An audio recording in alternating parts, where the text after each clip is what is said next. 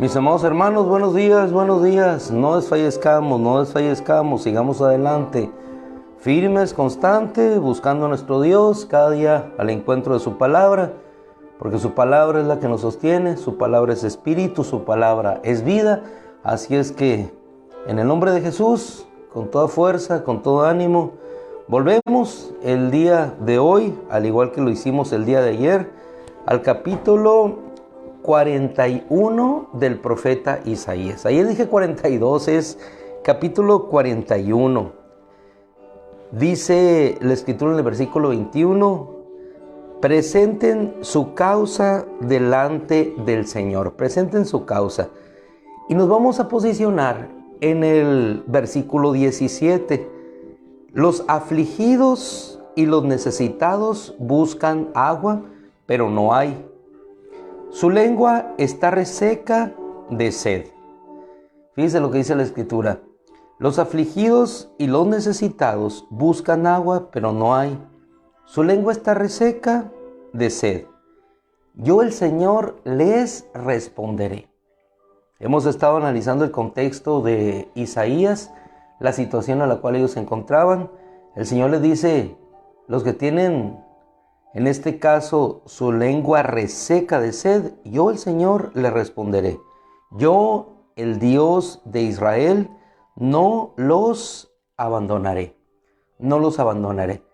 De aquí nos trasladamos al capítulo 53 de Isaías, en donde vamos a encontrar, desde el versículo 13, el por qué, la razón y la fuerza en la cual nosotros vamos a descansar de la declaración anterior.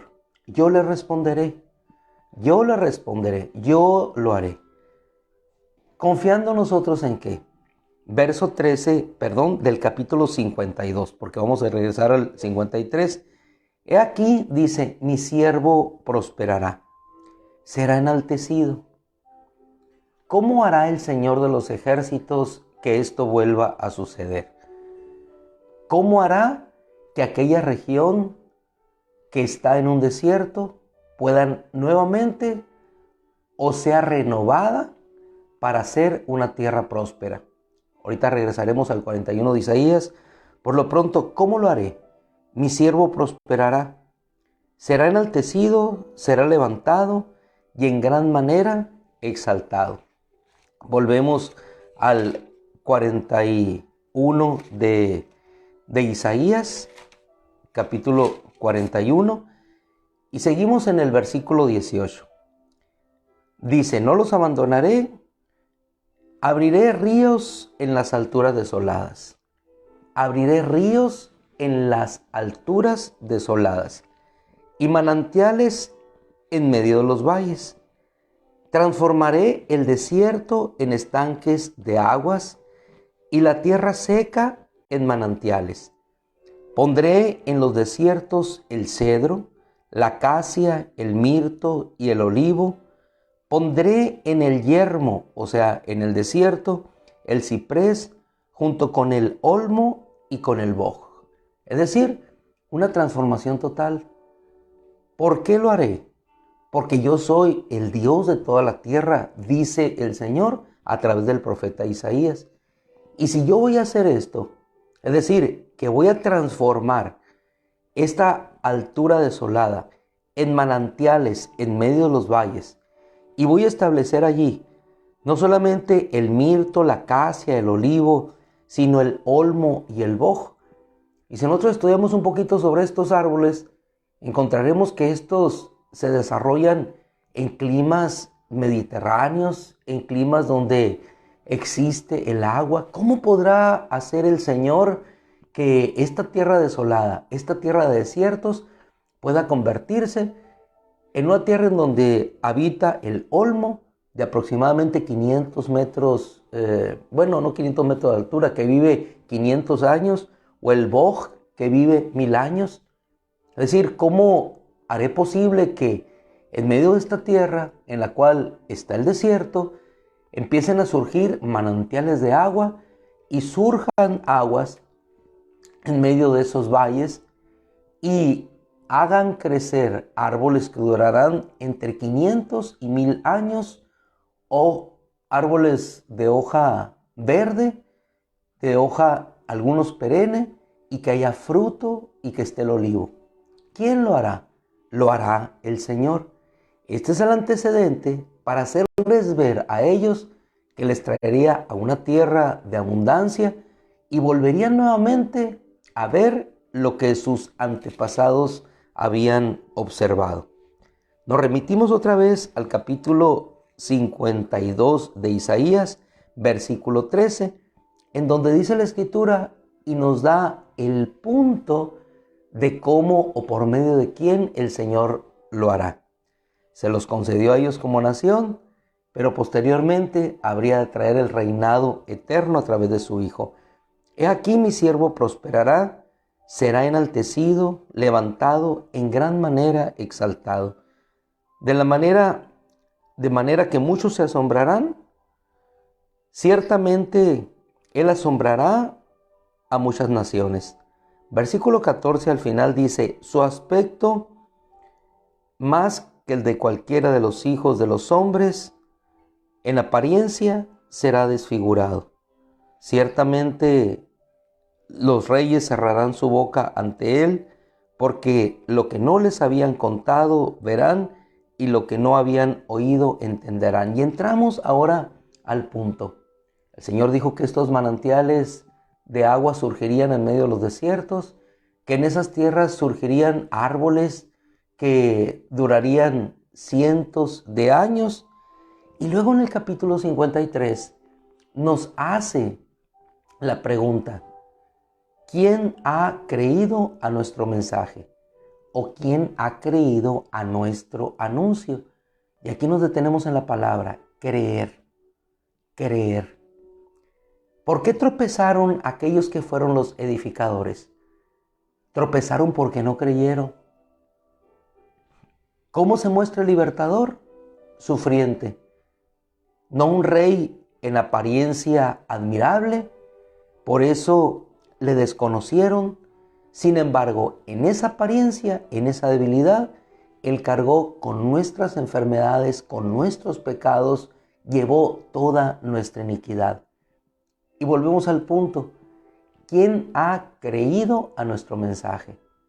Y nuevamente nos vemos nosotros reflejados, ¿creeremos en lo que Él puede hacer?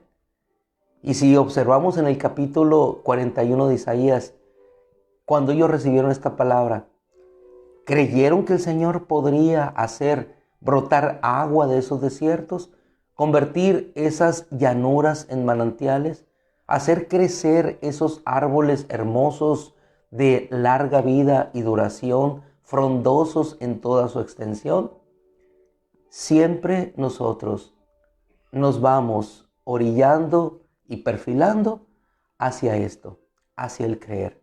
Vamos a creer en lo que Dios dice. Vamos a creer cuando el día de ayer presentamos nuestra causa, que Él es poderoso para responder y que Él puede hacer todas las cosas. Si analizamos el profeta Isaías, él está hablando, el Señor, acerca de los ídolos de las naciones, aquellos que no podían hacer nada, y Él se levanta y emerge y les dice, esto es lo que haré, y lo hizo. ¿Qué nos corresponde a ti y a mí? Sino el sencillamente creer en aquello que Él ha hablado. Y una cosa más, no solamente el creer que Él lo ha hablado, sino saber con toda firmeza de convicción que el celo del Señor lo hará. Te invito por favor ahora, mi hermano amado, a una cita que se encuentra en el profeta Isaías, mismo Isaías, capítulo 9, versículo 6. Y dice el profeta, porque un niño nos ha nacido, un hijo nos ha sido dado. ¿Podemos creer que la soberanía reposará sobre sus hombros? El Señor les expuso, voy a hacer de esta tierra un lugar hermoso y bello. Donde ves desiertos, habrá agua. ¿Puedes creer eso? Y después les lleva en el 52 de Isaías, Mi siervo será enaltecido y prosperado. Muchos reyes se asombrarán. Sin embargo, ya en el 53, ¿puedes creer a este anuncio? ¿Puedes creer que Él llevará tus enfermedades y tus iniquidades y que Él pagará por tus pecados? ¿Puedes creer? Llegamos otra vez al 9:6. La soberanía reposará sobre sus hombros. ¿Podemos creer que Él es soberano? ¿Que Él tiene control de todas las cosas? ¿Que Él quita y pone reyes? ¿Que Él domina los tiempos y las circunstancias? ¿Que Él hace y puede hacer que el sol se detenga o que el sol ya no dé su resplandor? ¿Que Él puede hacer mover los astros, puede detener los asteroides, puede determinar el curso del tiempo, puede alterar un acontecimiento en la historia porque Él es Dios? Él no está sujeto a nada, Él es soberano. En pocas palabras, su dominio es sobre todas las cosas. Super omnia en el latín, sobre todas las cosas, soberanía. ¿Podemos creer que Él puede hacer todas las cosas? Aquellos hombres se posicionaron y vieron aquellos desiertos. ¿Podrá acaso Dios darnos alimento en el desierto? ¿Podrá hacerlo? Y Dios lo hizo. ¿Podrá acaso Dios librarnos del poder de Faraón? Y Dios lo hizo. ¿Podrá acaso Dios libertarnos? Y Dios los hizo, los libertó. ¿Podrá acaso Dios libertarnos del poder de la muerte y del pecado? Lo hizo, envió a su Hijo. ¿Podemos creer que en esa soberanía de Dios son posibles todas las cosas? Si creemos, hermano, bienaventurados seremos. Muchos no entraron en el reposo, dice Hebreos capítulo 4, porque no creyeron. La palabra fue infructífera porque no fue mezclada con la fe a los que creyeron. Aquí está la palabra. Ellos tuvieron la palabra. ¿Pero qué les faltó? Fe para creer. ¿Y cómo nosotros entramos y conquistamos en las situaciones de adversidad? Por la fe. Porque al que cree todo le es posible. Cuando nosotros podemos creer, así como creyó Pedro en las palabras del Señor, manda, Señor, que vaya a ti sobre las aguas. Y creyó que llegaría con el Señor, pudo caminar sobre las aguas. Lo importante no es que caminemos sobre las aguas. Lo importante es que creamos que vamos a llegar a donde Él está. Que creamos que efectivamente ese hijo nacido de una mujer virgen habría de venir. La soberanía reposará sobre sus hombros. Se llamará su nombre admirable consejero, Dios poderoso, un Padre eterno, no un Padre en lo terrenal solamente, en un tiempo limitado y corto de nuestra estancia en esta tierra, sino un Padre eterno. El aumento de su soberanía, de la paz, no tendrán fin. No tendrá fin. Llegará el reino milenial. Después llegará el reino eterno. En el lago de fuego será arrojado la muerte, el Hades, el falso profeta. Allí no tendrá fin. Él ejecutará juicio y sobre un trono blanco se sentará y juzgará a las naciones. Dirá: vengan benditos de mi Padre al reino eterno preparado para ustedes, y a los otros la destrucción para Satanás y sus ángeles. ¿Podemos creer que nosotros en Cristo hemos sido escogidos para esa gloria eterna que nos ha destinado por gracia, misericordia y por el solo afecto de su voluntad? ¿Podemos creerlo? Si creemos, bienaventurados seremos. En el griego la palabra indica dichoso, lleno de gozo, lleno de dicha. Seguimos para finalizar. Dice la Escritura: el aumento de su soberanía y de la paz no tendrán fin, sobre el trono de David y sobre su reino, para afianzarlo y sostenerlo con el derecho y la justicia, desde entonces y para siempre. ¿Podemos creer esto? Ahora, el título que nos guía es el celo del Señor. ¿Por qué creemos que esto sucederá? La Escritura nos dice: el celo del Señor de los ejércitos hará esto. La palabra en el original, en el hebreo, en el griego es celos, efectivamente se traduce en fonética de igual manera, celos. ¿Qué indica la palabra celos? Una ardor, un calor. En ocasiones hasta se traduce como envidia, es decir, algo que quiero tener, que lo voy a hacer, que voy a tomar para mí. Y cuando nosotros descansamos en que esto sucederá, porque el celo del Señor lo hará, sentimos la seguridad y la confianza. Esta misma palabra la encontramos en Juan, cuando el Señor dijo, el celo, cumpliendo la Escritura, el celo por tu casa me consume. Es decir, Él limpió el templo y lo hizo por celo a su casa. Es decir, lo consumió. La fuerza del amor, la fuerza de la protección. ¿Y cuál es nuestra seguridad? Creer que el celo del Señor de los ejércitos hará esto. Y en pocas ocasiones se menciona esta palabra con respecto al Señor, el celo del Señor. Es decir, somos celados por Él, somos cuidados por Él. ¿Qué nos corresponde a ti y a mí? Solamente creer que ese celo del Señor hará esto. En el caso de nosotros, vivimos la bienaventuranza de que ya estamos bajo la justificación preciosa de la sangre del Cordero. Ellos lo esperaron algún tiempo, nosotros hoy lo vivimos. Isaías con esa palabra hermosa, los afligidos y los necesitados buscan agua, pero no hay. Su lengua está reseca de sed, pero yo, el Señor, les responderé, yo, el Dios de Israel, no los abandonaré. No los abandonaré. Así que presentada nuestra causa y confiando en que el celo de Dios es el que lo hará, hermanos amados, caminamos nuevamente en este día con el gozo, con la firmeza, con el entusiasmo de saber que el celo del Señor hará y seguirá haciendo todas las cosas en cumplimiento de su palabra. Padre, te damos gracias, Señor. Te bendecimos y te adoramos. Bello es, Señor, descansar en que tu celo habrá de consumir las cosas que no agradan. Así como tú expulsaste a los mercaderes del templo, vaciaste la mesa de los cambistas, sacaste a aquellos, Señor, que comerciaban en medio de tu templo. El celo te consumió, Señor.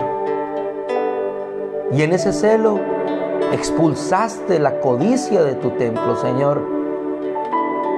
La primera mujer codició. El hombre lleva codicia al templo.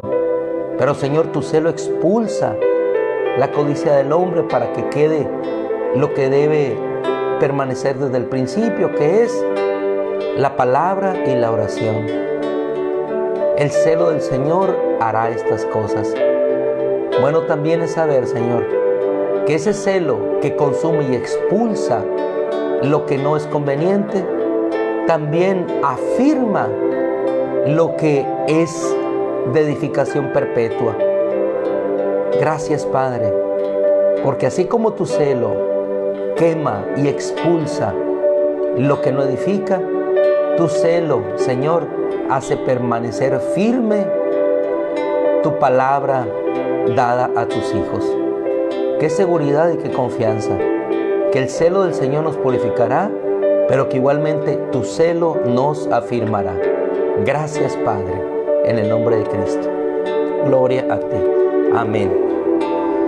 Mis amados hermanos, qué bonita palabra, ¿no? No sé, pero yo me extasío y me llena. El celo del Señor. El celo que saca de nosotros lo malo, pero también que nos afirma en su palabra. Que el Señor te bendiga. Hermanos amados, un abrazo. Dios los guarde. Hermana Otilia, a ver si con todo el favor de Dios tenemos la oportunidad de saludarnos. Un abrazo a Salvador, mi hermana Jacqueline, todos aquellos que constantes estamos en bendición de Dios, seamos edificados. Dios los bendiga, hermanos, que tienen que ir a trabajar. Gracias a Dios yo ando de vacaciones. Gracias a Dios. Dios los bendiga. Dios los bendiga.